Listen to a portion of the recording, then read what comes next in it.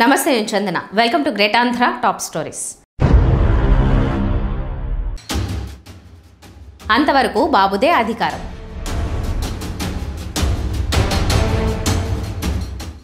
ప్రతిష్టాత్మక విద్యా సంస్థకు ఈ మరకలేంటి?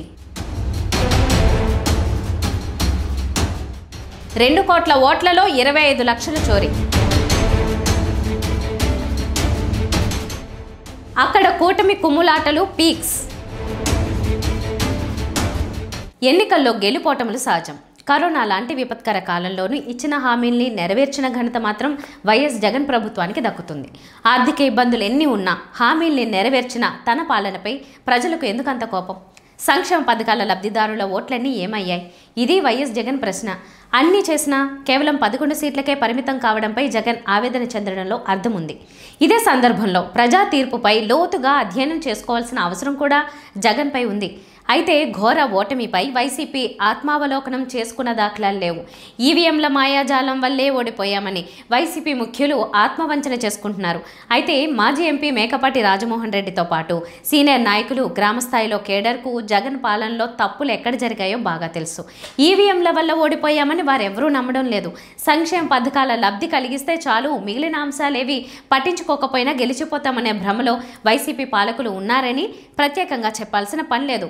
గతంలో జరిగిన తప్పుల నుంచి పాఠాలు నేర్చుకోవాలని వైఎస్ జగన్ వైసీపీ శ్రేయోభిలాషులు కోరుకుంటున్నారు. వైసీపీ పాలనలో రాజకీయేతర వ్యక్తులు రాజ్యాంగేతర శక్తులుగా అధికారం చెలాయించారు. మంత్రులు, ఎమ్మెల్యేలను సైతం రాజ్యాంగేతర శక్తులు లెక్క చేయలేదు. అభివృద్ధి పనులకు సీఎంగా వైఎస్ జగన్ ఆమోదం తెలిపినా ఆ తర్వాత స్థానాల్లోని రాజ్యాంగేతర శక్తులు అనుమతించకపోవడాన్ని వైసీపీ నాయకులు బహిరంగంగానే విమర్శించిన సంగతి తెలిసిందే. వైసీపీ నాయకులు, కార్యకర్తలను ఆవేదనలకు గురి చేస్తున్న సంగతి ఏంటంటే ఇప్పటికీ అవే రాజ్యాంగేతర శక్తులు జగన్ చుట్టూ వైఫైలా ఉన్నాయి. రామేశ్వరం పోయిన శనేశ్వరం వదల్లేదనే సామెత చందంగా ఎన్నికల్లో ఘోర పరాజయం పాలైన జగన్ను, వైసీపీని జలగల్లా రాజ్యాంగేతర శక్తులు పీల్చుతున్నాయనే ఆరోపణ, ఆవేదన. మేకపాటి రాజమోహన్ రెడ్డి లాంటి వారి మాటలు చూడొచ్చు. మళ్లీ అధికారంలోకి రావాలని వైసీపీ నాయకులు, కార్యకర్తలు బలమైన ఆకాంక్ష ఉంది. కేవలం కోరుకుంటే సరిపోదు, దానికి తగ్గట్టు శ్రమ కూడా చేయాల్సి ఉంటుంది. కూటమి ప్రభుత్వంపై వ్యతిరేకతను సొమ్ము చేసుకునే మెకానిజాన్ని ఏర్పరచుకోవాలి. ఇందుకోసం అందరినీ కలుపుకెళ్లే స్వభావం ఉన్న వ్యక్తులు వైసీపీకి అవసరం. కూటమి ప్రభుత్వం వచ్చి దాదాపు ఏడాదిన్నర కావస్తోంది. కూటమి ప్రభుత్వం ఏం చేస్తుందనే విషయాన్ని కాసేపు పక్కన పెడదాం. కూటమి ప్రభుత్వ ప్రజా వ్యతిరేక విధానాల వల్ల వైసీపీకి కొంత గ్రాఫ్ పెరిగింది. కానీ వైసీపీ చేసిన మంచి పనుల వల్ల పాజిటివ్ అయ్యిందని ఒక్కటంటే ఒక్క సంఘటన గురించి అయినా చెప్పే పరిస్థితి ఉందా? ఈ ప్రశ్న ఆ పార్టీ నాయకుల నుంచే వస్తుండడం గమనార్హం. చెడిపోయిన వాళ్ళందరికీ చంద్రాయుడి సత్రమే గతి అనే సామెత చందాన వైసీపీలో కీలకం కావాలంటే మర్యాదస్తులై ఉండకూడదని ఆ పార్టీ నాయకులు ఆవేదనతో అంటున్నారు. సామాన్య ప్రజలు మొదలుకొని వైసీపీ నాయకులు, విద్య, ఉద్యోగ, ప్రజా సంఘాల నాయకుల్ని పార్టీకి దూరం చేయగలిగే శక్తి, యుక్తులున్న మహానుభావులు వైఎస్ జగన్ కోటరీలో తిష్టవేశారు. అలాంటి వాళ్లతో సమాజానికి వైసీపీ దూరమైందని జగన్ శ్రేయోభిలాషులు ఆవేదన చెందుతున్నారు. అలాంటి వాళ్ళను పక్కన పెడితే తప్ప మళ్ళీ సీఎం కాలేవని ఎవరైనా జగన్కు చెప్పండయ్యా అంటూ గ్రామస్థాయి కార్యకర్తలు మొదలుకుని విజయవాడలోని పార్టీ నాయకుల వరకు వేడుకుంటున్నారు. అయితే జగన్ మంచి కోసం చెప్పే వాళ్లను తాడేపల్లిలో అడుగు పెట్టనిచ్చే పరిస్థితి ఎక్కడుంది అనేదే ఇప్పుడు అతిపెద్ద ప్రశ్న. ఓడిపోయిన తర్వాత వైసీపీలో నిజంగా మారాల్సినవేవీ మారడం లేదు. తూతూ మంత్రంగా కొన్ని మార్పులతో చూడండి వైసీపీని ఎంతగా బలోపేతం చేస్తున్నామో అని కలరింగిస్తున్నారు. వైసీపీలో ప్రజా వ్యతిరేకత ఎదుర్కొంటున్న ముఖాలు కనిపించినంత కాలం ఆ పార్టీకి భవిష్యత్ ఉండదనే కేడర్ ఆందోళనను కొట్టిపారేయలేం.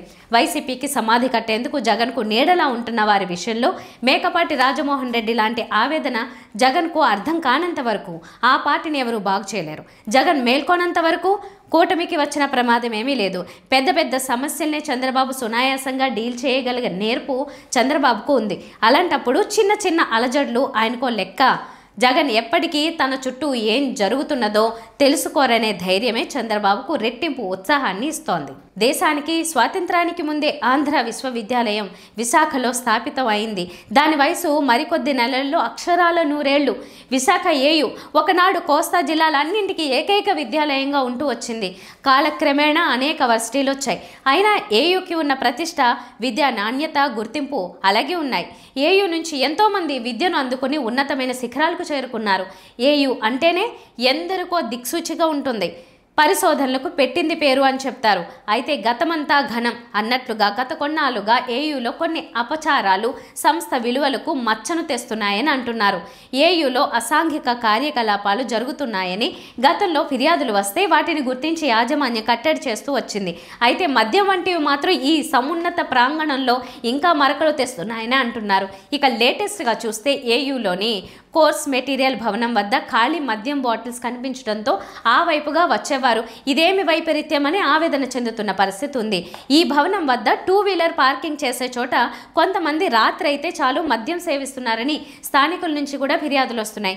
ఒక ఉన్నత విద్యా సంస్థ పరిధిలో ఈ రకమైన దారుణాలు జరగడం ఏమిటి, నిఘా ఏమైంది అన్న ప్రశ్నలు కూడా ఉదయిస్తున్నాయి. ఈ తరహా అనాచారాలకు అడ్డుకట్ట వేయాల్సి ఉందని అంటున్నారు.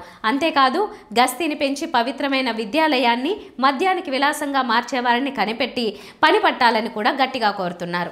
ఆ దిశగా పగడ్బందీగా అమలు చేస్తేనే తప్ప ఉన్నత సంస్థకు ఉన్న ఔన్నత్యానికి విలువ మర్యాద ఇచ్చినట్లు అని మేధావులు పెద్దలు సూచిస్తున్నారు. ఓట్ల చోరీపై కాంగ్రెస్ అగ్ర నాయకుడు రాహుల్ గాంధీ మరోసారి సంచలన ఆరోపణలు చేశారు.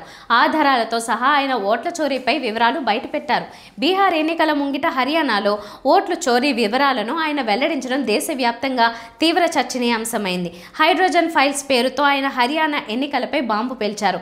పవర్ పాయింట్ ప్రెజెంటేషన్ ద్వారా ఆయన ఓట్ల చోరీని దేశం ముందు పెట్టారు. హర్యానాలో కాంగ్రెస్ ప్రభుత్వం ఏర్పడుతుందని సర్వేలన్నీ చెప్పాయన్నారు. పోస్టల్ బ్యాలెట్లలో కాంగ్రెస్కే ఆధిక్యత వచ్చిందని ఆయన చెప్పుకొచ్చారు. అయితే ఈవీఎంల లెక్కింపులో ఫలితాలు తారుమారైనట్టు ఆయన విమర్శించారు. హర్యానాలో 2 కోట్ల ఓట్లు ఉంటే 25 లక్షలు చోరీకి గురయ్యాయనే ఆరోపణతో హైడ్రోజన్ బాంబు వేసినంత పనిచేశారు. కేవలం 22,000 ఓట్లతో కాంగ్రెస్ అధికారాన్ని కోల్పోయిందని రాహుల్ చెప్పుకొచ్చారు. హర్యానాలో 5 రకాల ఓట్ల చోరీ జరిగిందని రాహుల్ ఆరోపించారు.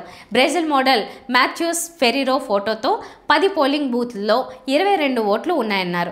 ఒకే ఫోటోతో 253 ఓట్లు 2 పోలింగ్ బూత్లో ఉన్నట్టు రాహుల్ ఆరోపించారు. అలాగే 124,177 ఫేక్ ఓట్లు ఉన్నట్లు ఆయన బయటపెట్టారు.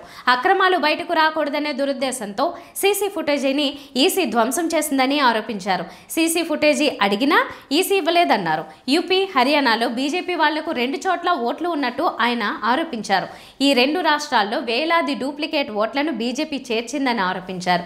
డూప్లికేట్ ఓట్లను అడ్డుకునే సాఫ్ట్వేర్ ఈసీ వద్ద ఉన్నప్పటికీ ఉపయోగించలేదని రాహుల్ ఆరోపించారు. విజయనగరం జిల్లాలోని నెల్లిమర్ల అసెంబ్లీ నియోజకవర్గంలో కూటమి పార్టీల మధ్య సఖ్యత లేదన్నది ప్రచారంలో చాలా కాలంగా ఉంది. ఎన్నికల నాటి నుంచే ఇదే రకమైన వైఖరితో పార్టీల నాయకులు ఉన్నారు. ఇక్కడ టీడీపీ బలంగా ఉంది. ఆ పార్టీకి చెందిన వారు టికెట్ ఆశించారు. కానీ పొత్తులో భాగంగా చివరి నిమిషంలో జనసేన దక్కించుకుంది. ఆ పార్టీకి చెందిన మహిళా నాయకురాలు లోకం మాధవి కూటమి ప్రభంజనంలో భారీ మెజారిటీతో నగ్గారు. ఆమె గెలిచిన తర్వాత నుంచి తనదైన రాజకీయం చేస్తూ ముందుకు సాగుతున్నారు. వైసీపీ నేతలను ప్రోత్సహిస్తున్నారు. తనకంటూ ఒక బలమైన వర్గాన్ని ఏర్పాటు చేసుకుంటున్నారు. అంతేకాదు టీడీపీ నేతలను దూరం పెడుతున్నారు. టీడీపీ టికెట్ ఆశించిన ఒక కీలక నాయకుడికి నామినేటెడ్ పదవి దక్కింది.